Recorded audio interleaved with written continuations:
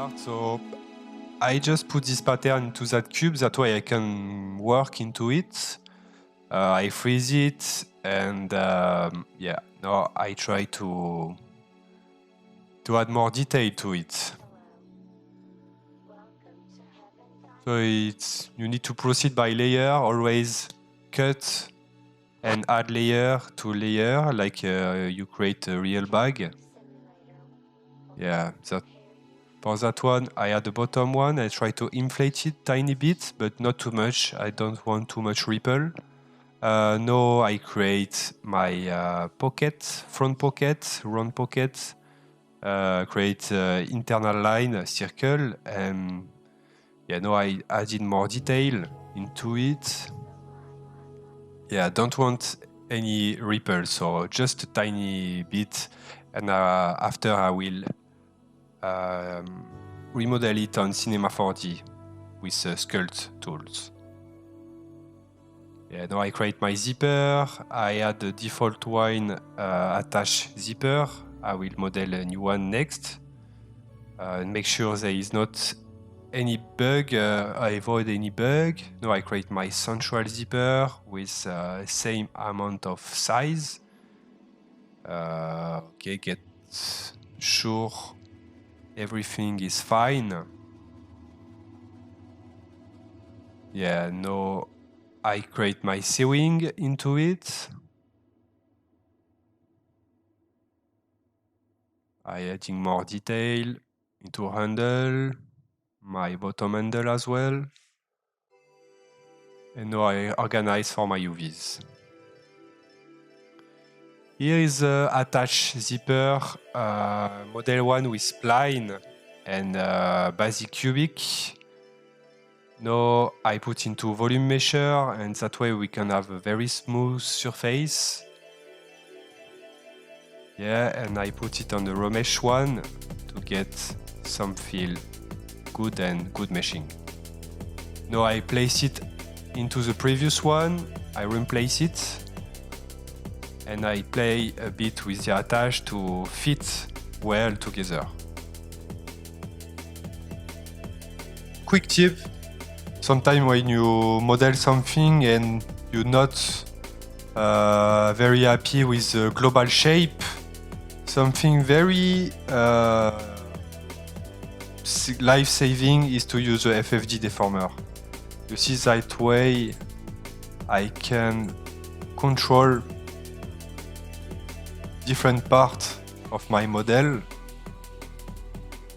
and by creating instance object, you see these three different objects are moving the same. Making zipper. Yeah, so first we need to add a spline, create a spline.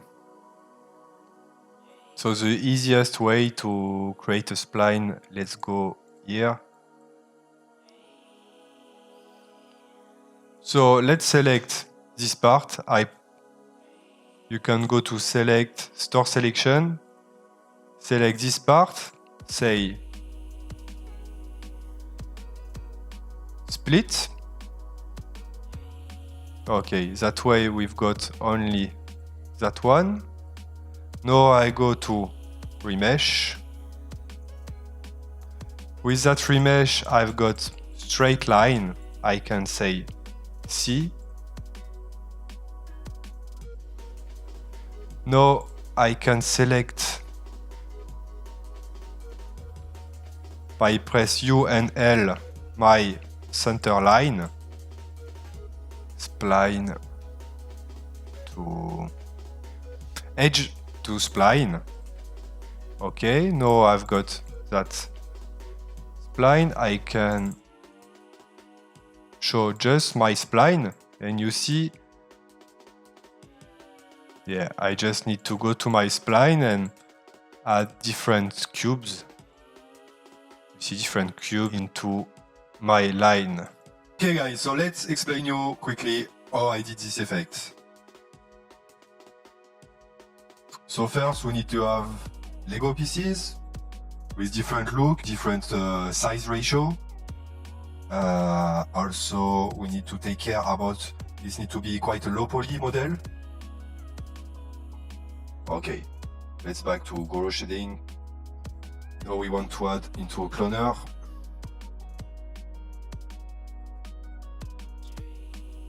On my cloner, I want something like 3, 5, 4, 2 centimeters space.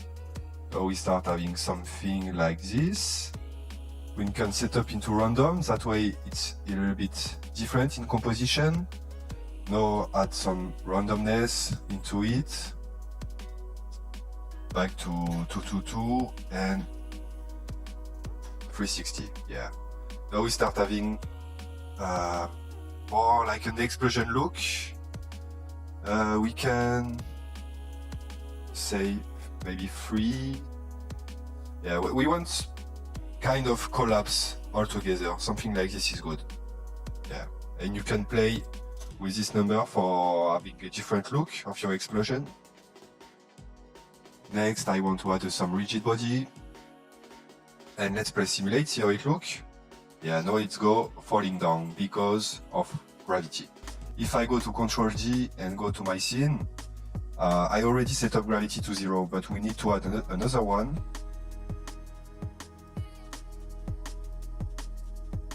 And by default is 981, but we want something like -1000. And you see that way, the pieces are floating.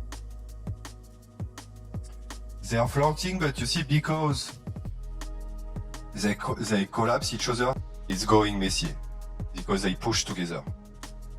And something we want to do is to add some follow position and follow rotation. See now we're starting getting something. If I press Auto 4, and see, smaller is the pieces, crazier gets the simulation. And if I move in my different pieces on the different order, you see the simulation will be different. Okay, now we start having something pretty interesting on simulation, and I did the manipulation there. You see by default, yeah, by default is like this, and some pieces getting crazy, but if you increase the bit step and damping and iteration, it's a bit stabilizing all of this. Now, before to animate it, I want to add some turbulence.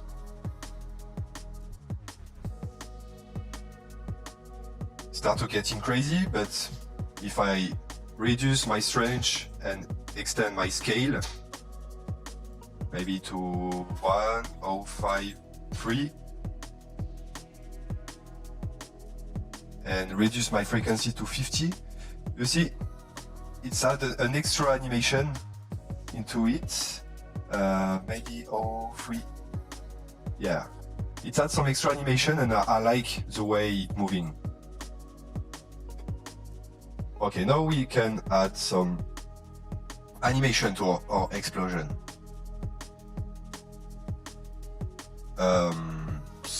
Also, something you can play with if you're not happy how they interact each other is to play with friction and bouncing.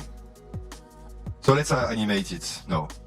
Go to count and go to something like 2, 2, 2 or 2, 3, 2. Take this keyframe, press Ctrl and duplicate it there, so it's the same one. And now we can go to 1, 1, 1, just one pieces. Go to there and see why it looks. Okay.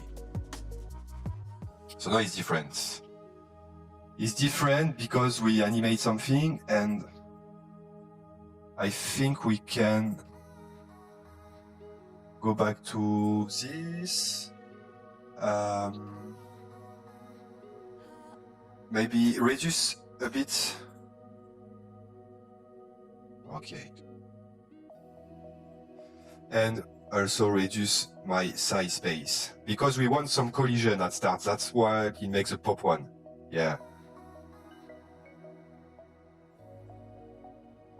Let's reduce even more. See?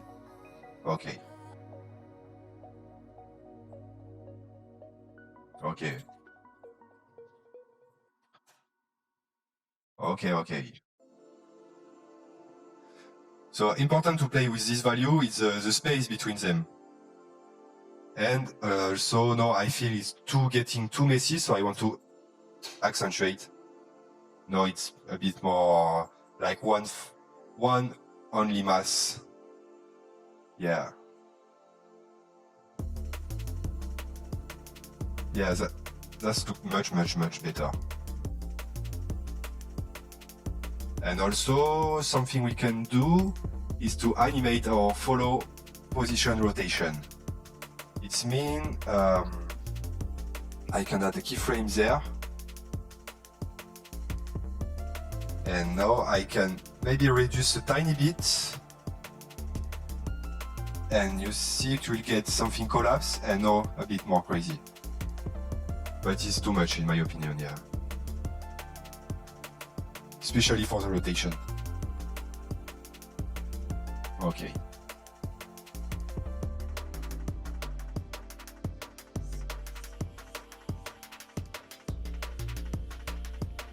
Oh, by 8, oh, by 6.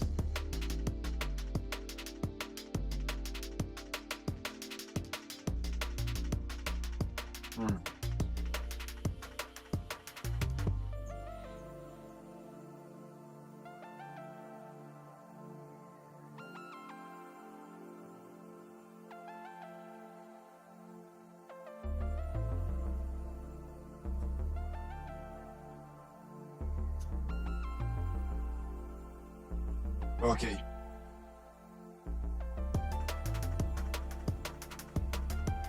Yeah, that way is much better. I don't want it to get too crazy in rotation. Something like this is pretty good. Yeah, I like the way it moves. So now we can take our cloner, we can duplicate it, and we can move it a bit, maybe put it on the top. We can add some rotation there. We can use these pieces and move it. Okay.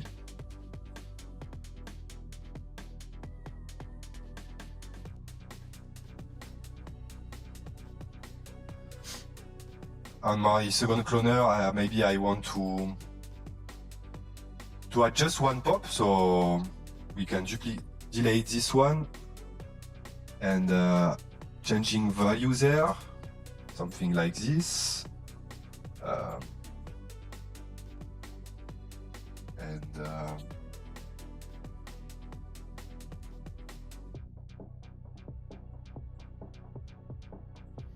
We can change a bit some value, so I want this starting first and the second one at second.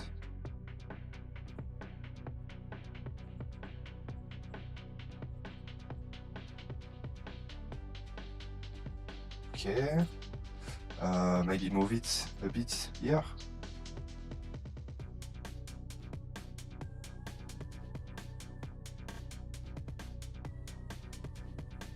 Okay, I think it's a bit too static now for that one, so let's go there and play a bit with this value.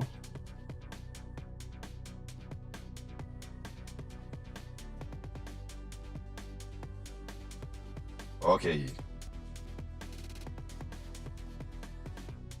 Okay. Now I think this one is a bit too static, so let's also play with. We can remove track for this one and maybe go 0 to 4 and 1. Okay. You see what is interesting as well is how this simulation interacts with that one. It's push a bit that one, so it's always interesting to get interaction between two different simulations. Okay. Oh yeah, we try to find a right angle. And let's say we're happy with this. I'm kind of happy here with this. It looks pretty interesting. So now we can go there, go to cache, and say bake object.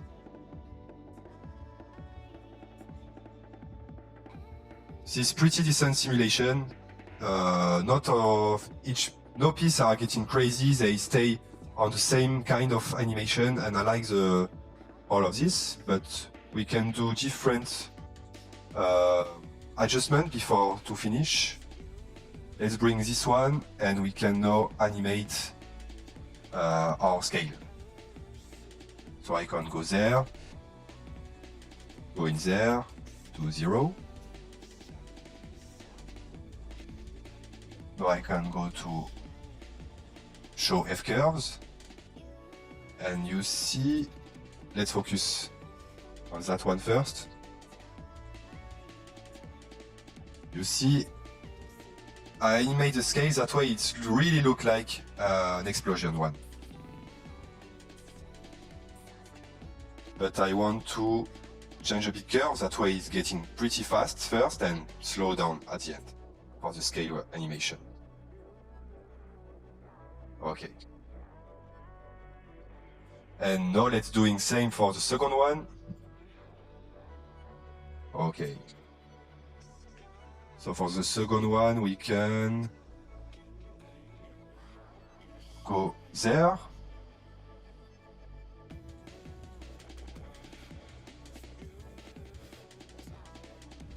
Go my show F curves and doing same.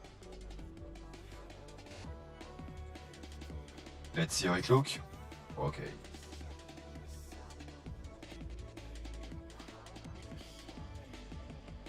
Okay, cool. And let's say there is pieces you don't want on your simulation. You can still mask some of your pieces. Let's say there is too much, so you can still mask. Yeah, it kind of helps sometimes if your piece is getting too crazy or thing like this. You can still mask or not mask your pieces. Let's talk about the global one, the big sim one, like a fluid pieces. So I will not go too much into detail, but yeah, my first step is to set up cloner around the product, like you want to art direct it, where you want it will be stuck on your model. So that way I use different cloner with rectangles, that way I can follow spline and circle for the top pockets. Yeah, with a big amount of pieces, Lego pieces. Yeah, it's pretty important.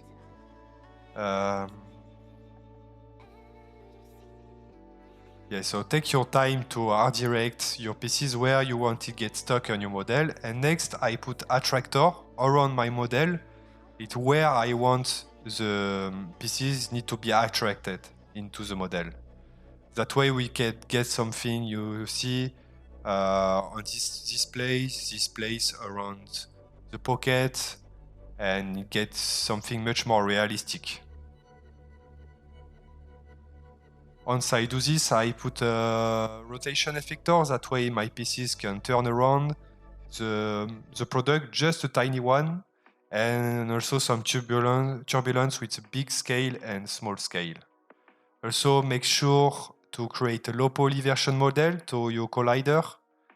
Yeah, you see I select all my assets and put into a remesher, and that way the simulation will be much faster. Yeah, collider tag, and make sure to unsee it for the final render. It's just for the simulation. And as you can see, it's a real-time simulation with a low number of my pieces. You see it kind of fast. Talk a bit about my lighting, my intention into that lighting. So let's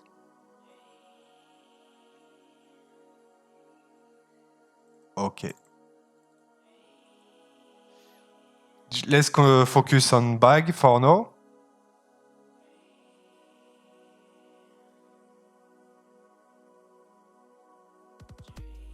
Yeah, so I have just for my background blue, just a blue one with yes, with this nice blue, and on my detail I reduce my diffuse because by default is 1, and I don't want this flat lighting. I just want tiny bit, yeah, to get that blue in diffuse into that bag, but just a tiny bit. Next, I've gone a dome light with that, for this one, an HDRI. And this HDRI allows to get a directional lighting and also something very natural for the Lego pieces, the reflection. Next, I've got one key light. I take care it's go into that top left corner. You see now we start understanding more the global lighting of our bag. For finalize, I've got a rim light. It allows to get something not too dark on the handle, and yeah.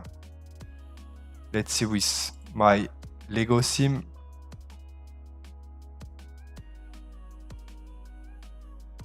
You see it allows to get some dark area.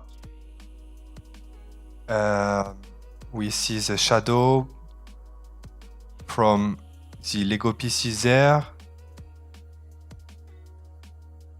And to my Lego, I get something using color data with geometry ID color. That way you understand each pieces. On my ramp, I choose different. I set up a unique ramp, but you can choose any ramp you're looking for. Yeah, so I think this ramp working pretty well because we've get some very white pieces and some dark pieces. It had good balance to the composition, in my opinion. Also, on my color correct, I can have a global control of my gamma and contrast. I choose to reduce tiny bit of gamma, and also in my texture, I got some subdivision surface. I can show you with subdivision with subsurface scattering, with and without. You see, without, it's a tiny too dark, in my opinion. We want some transparency, yeah. It's hard to colorize as well. Yeah. Shadow are less harsh with SSS. Yeah, and if I remember, yeah, I've gone subsurface as well here, and a tiny bit of transparency. And for reflection, I take care to get some roughness like this. I don't get messy with the reflection. We want something kind of flat on the reflection.